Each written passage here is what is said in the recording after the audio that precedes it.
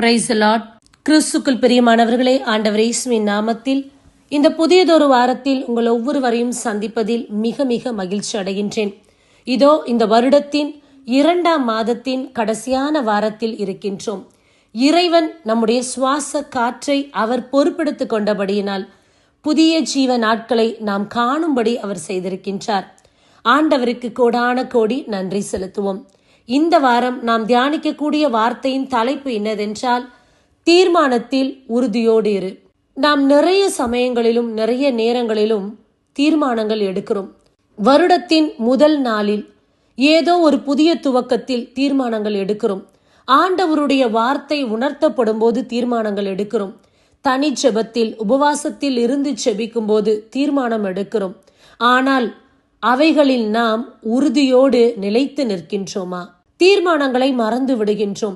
சூழ்நிலைக்கு ஏற்றபடி தீர்மானங்களை விட்டு விடுகின்றோம். இறைவன் நம்மிடத்தில் விரும்பக்கூடியது, எந்த சூழ்நிலை வந்தாலும் நீ எடுத்த தீர்மானத்தில் நிலையாக உறுதியாக இருக்க வேண்டும் என்பது மட்டும்தான். நம்முடைய சூழ்நிலை நமக்கு சாதகமாக இல்லாமல் எதிர்மறையாக இருந்தாலும் நாம் எடுத்த தீர்மானத்தில் உறுதியாக இருக்க வேண்டும் என்பதே இறைவன் நம்மிடத்தில் விரும்பக்கூடிய காரியமாக இருக்கின்றது. தானியேல் அதிகாரம் 1 இறைவார்த்தை 8 பார்க்கின்றோம்.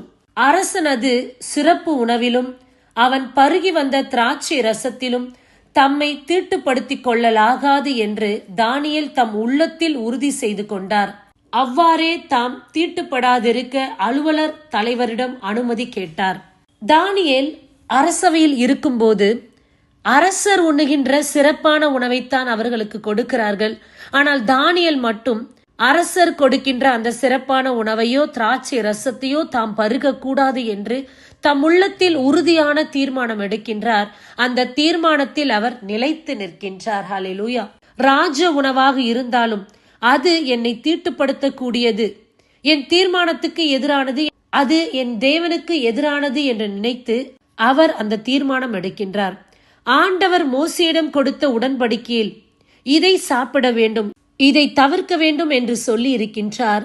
அதனால்தான் தானியேலும் அதை மீறக்கூடாது என்று, ஆண்டவருக்கு பிடிக்காத காரியத்தை தாம் செய்யக்கூடாது என்று அவருக்குள் தன்னுடைய உள்ளத்துக்குள் ஒரு உறுதியான தீர்மானம் செய்கிறார். பருப்பு, மரக்காய்கறிகள் முதலியவற்றை மட்டும் சாப்பிட வேண்டும் என்பதுதான் அந்த தீர்மானத்தில் அவர் எடுத்தது. ஆனால் மற்ற எல்லோருமே அந்த ராஜ உணவு பந்தியை உட்கொண்டார்கள். தானியேலும் தானியேலோடு இருந்த 3 நண்பர்களும் அதை தவிர்த்தார்கள்.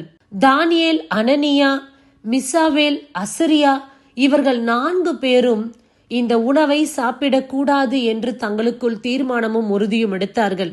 அவர்கள் எடுத்த தீர்மானத்திலும் நிலைத்திருந்தார்கள். ஆண்டவர் தானியேலோடு கூட பயணித்தார், தானியேலோடு கூட இருந்தார். ஆண்டவர் தானியேலுக்கு அறிவையும் அனைத்து இலக்கியத்தின் தேர்ச்சியையும் ஞானத்தையும் கனவுகளையும் உய்த்துணரும் ஆற்றல் பெற்றிருந்தார். தானியேல் அதிகாரம் 1 இறைவார்த்தை 17 பார்க்கின்றோம். கடவுள் இந்த 4 இளைஞர்களுக்கும் அறிவையும் அனைத்து இலக்கியத்தின் தேர்ச்சிகளையும் ஞானத்தையும் அருளினார். சிறப்பாக தானியேல் எல்லா காட்சிகளையும் கனவுகளையும் உய்த்துணரும் ஆற்றல் பெற்றிருந்தார். தானியேலுக்கென்று சிறப்பான ஆசீர்வாதங்களை இறைவன் கொடுத்திருந்தார். ஏனென்றால் தானியேல் ஆண்டவருடைய தீர்மானத்திலிருந்து விலகாத ஒரு நபராக இருந்தார். அங்கே அவர்கள் அடிமையாக எடுத்துக்கொள்ளப்பட்டனர். தானியேலோடு கூட ஆண்டவர் பயணித்தார். எல்லா இடத்திலும் தானியேலோடு ஆண்டவர் இருந்தார். குறித்த காலம் வரும்போது அரசன் முன்னிலையில் இவர்களை நிறுத்த வேண்டும். அப்படி அவர்கள் நிறுத்தக்கூடிய காலம் வரும்போது தானியேல் அதிகாரம் 1 இறைவார்த்தை 18 பார்க்கின்றோம். அரசன் தன் முன்னிலைக்கு அவர்களை கொண்டு வர வேண்டும் என்று குறித்த நாள் வந்தபோது அலுவலர் தலைவனும் அவர்களை நேபுகத்நேசர் முன்னிலையில் கொண்டு வந்து நிறுத்தினர். இவ்வாறு குறித்த காலம் வந்தபோது அரசன் முன்னிலையில் இவர்களை நிறுத்த வேண்டும் என்ற நாள் வந்தபோது அவர்கள் கூட்டி வந்து அரசனுடைய முன்னிலையில் நிறுத்தின போது அரசன் அவர்களிடத்தில் உரையாட ஆரம்பிக்கிறார், பேச்சுவார்த்தை கொடுக்கிறார்.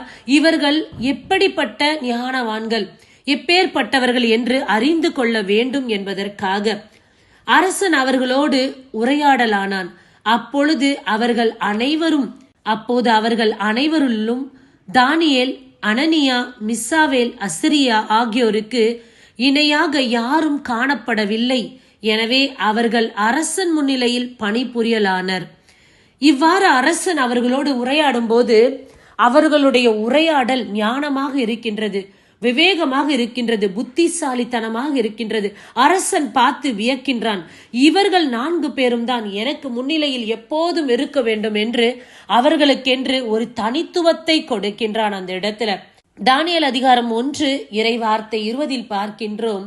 ஞானம் விவேகம் சார்ந்தவற்றில் அரசன் அவர்களோடு கலந்துரையாடினான். அப்பொழுது அவனது அரசில் இருந்த எல்லா மந்திரவாதிகளையும் மாயவித்தக்காரர்களையும் விட அவர்கள் 10 மடங்கு சிறந்தவர்களாய் இருந்ததை கண்டறிந்தான். ஆம் பிரியமானவர்களே, அங்கு இருந்த மந்திரவாதிகளும் தந்திரவாதிகளும் இவர்களுக்கு மத்தியில் தானியேலும் அவரோடு சேர்ந்த நண்பர்களும் தனித்துவமாயிருந்தார்கள். விவேகத்திலும் புத்திசாலித்தனத்திலும் அவர்கள் கையாளுகின்ற விதத்தை அரசன் பார்த்து வியந்தான்.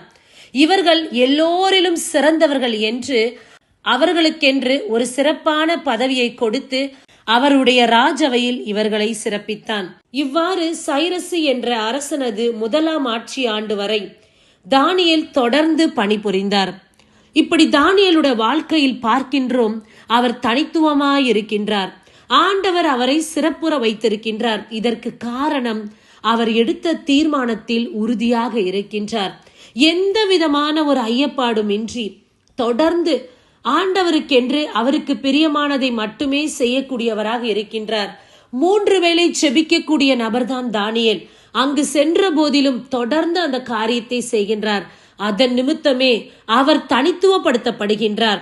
சிங்கக்கெபியில் போட்டாலும் அந்த இடத்திலும் சிங்கத்தின் வாயை ஆண்டவர் கட்டி, இது என்னுடைய மகன் என்று ஆண்டவர் அந்த இடத்தில் நிரூபிக்கின்றார். தானியேலுடைய தெய்வம்தான் சிறந்த தெய்வம் என்று எல்லோரும் சொல்லத்தக்க விதத்தில் தானியேலின் நடத்தையும் ஆண்டவர் தானியேலோடு கூட இருந்து செய்த காரியமும் வியக்கத்தக்கதாய் இருந்தது. தானியேலின் தீர்மானம் இறைவனுக்கு பிடித்ததாய் இருந்தது. அந்த தீர்மானத்தில் அவன் நிலைத்திருந்தான். எல்லாவற்றிலும் அந்த தீர்மானத்தை பிரதிபலிக்க கூடியவராக மட்டும் இருந்தார். சூழ்நிலை பார்த்து பயப்படாமல், சூழ்நிலை கண்டு பின்னிட்டு போகாமல், எந்த சூழ்நிலை இருந்தாலும் இறைவனுக்கு உகந்த காரியத்தை மட்டும் செய்யக்கூடியவராக இருந்தார்.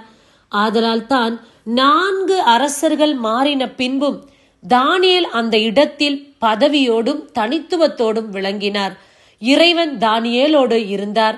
தானியேலை சிறப்புற செய்தார். கிறிஸ்துக்குள் பிரியமானவர்களே, இன்றைக்கான வார்த்தை தீர்மானத்தில் உறுதியோடு இருங்கள். அநேக தீர்மானங்களை எடுத்து 1 வாரம் அல்லது 1 மாதத்தில் மறந்து விடுகிறோம், அதை கடைபிடிக்காமல் போய்விடுகிறோம். அப்படி இல்லாதபடி ஆண்டவருடைய வார்த்தையை கேட்டு நல்ல தீர்மானங்கள் எடுத்த நாம் அந்த தீர்மானத்தில் தொடர்ந்து நிலைத்திருப்போம். உதாரணத்திற்கு, நான் இந்த தீய பழக்கத்தை செய்ய மாட்டேன், தீய வார்த்தைகள் பேச மாட்டேன், கெட்ட எண்ணங்கள் என்னிடத்தில் இருக்காது என்று நிறைய தீர்மானங்கள் எடுக்கிறோம். கெட்ட நண்பர்களோடு நான் பழக மாட்டேன், கெட்ட வார்த்தைகள் பேச மாட்டேன் என்று நம்முடைய தனிப்பட்ட காரியத்திலும் தனிப்பட்ட வாழ்க்கையிலும் நிறைய தீர்மானங்கள் எடுக்கிறோம். ஒவ்வொருவருக்கும் அது வித்தியாசமான தீர்மானங்கள் தான். இவையெல்லாம் இறைவனுக்கு பிடிக்காது. ஆகையால் அந்த தீர்மானத்தை எடுத்து இனி வரக்கூடிய நாட்களில் இந்த தவறு செய்யாமல் என்னை காத்துக் கொள்கிறேன் என்று நாம் எடுக்கக்கூடிய தீர்மானத்தில் உறுதியாக இருப்போம். இன்றைக்கு நாம் ஒரு தீர்மானத்தை சொல்லிவிட்டு இப்படிதான் இருக்க போகிறேன், இனி இதைத்தான் செய்ய போகிறேன் என்று நாம் சொல்லிவிட்டு 1 வாரம் கழித்து நம்முடைய மனம் மாறிய பிறகோ அல்லது சூழ்நிலைகள் நமக்கு எதிராக திரும்பும் போதோ அந்த தீர்மானத்திலிருந்து நாம் விலகிவிடக் கூடாது.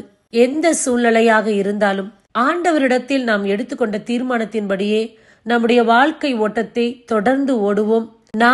நம்மையே நாம் சரி செய்து கொள்வோம், மெருகேற்றிக் கொள்வோம். எடுத்த தீர்மானத்தில் உறுதியோடு இருப்போம். அப்படி நாம் உறுதியோடு இருந்தோம் என்றால் நிச்சயமாக ஆண்டவருடைய தயவும் ஆசீர்வாதமும் நம்முடைய வாழ்வில் நிலைத்திருக்கும். இடத்திலும் தானியேல் போல் தனித்துவமாய் இருப்போம். தேவ ஆசீர்வாதத்தை பெற்று நிறைவுற வாழ்வோம். ஆமேன். God bless you.